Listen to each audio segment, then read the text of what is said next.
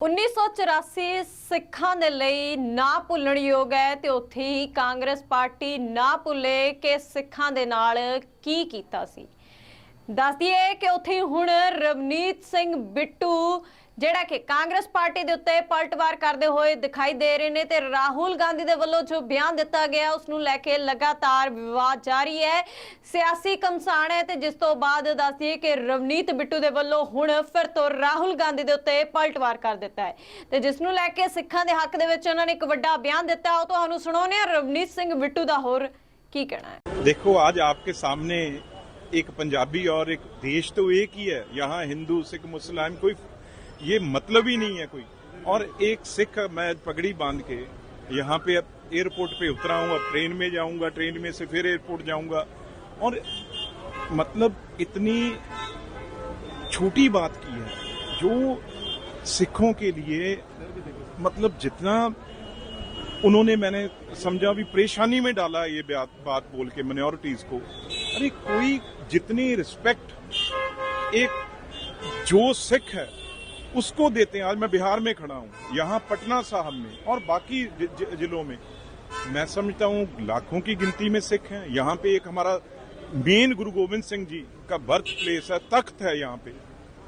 किसी पटना साहब में सिख को तो छोड़िए, किसी को एंटर करने में कोई रोक रहा है।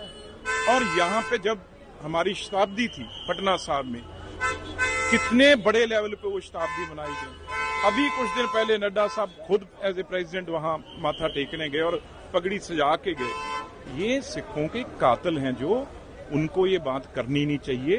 वो सिर्फ जानबूझ के एक तो सिखों को मारा, मैसेकर किया, और अब उनको देश में भी कोई ना कोई उनकी बेचैनी हो, किसी न किसी के आपस में भाईचारा खराब हो, इसलिए वो सिर्फ सिखों को आग लगा रहे हैं। और बाहर जाके उन्होंने आग में घी का काम किया है। देखो, आज आपके सामने एक पंजाबी और एक देश तो एक ही है। यहाँ हिंदू सिख मुसलमान कोई ये मतलब ही नहीं है कोई।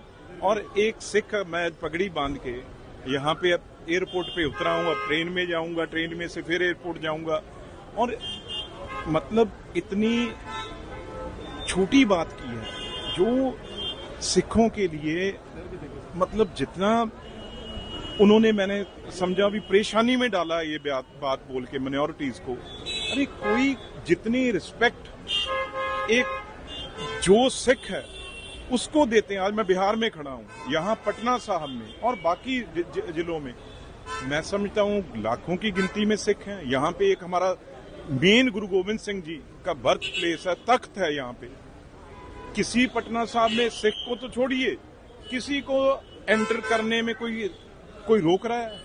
और यहाँ पे जब हमारी शताब्दी थी पटना साहब में, कितने बड़े लेवल पे वो शताब्दी मनाई गई।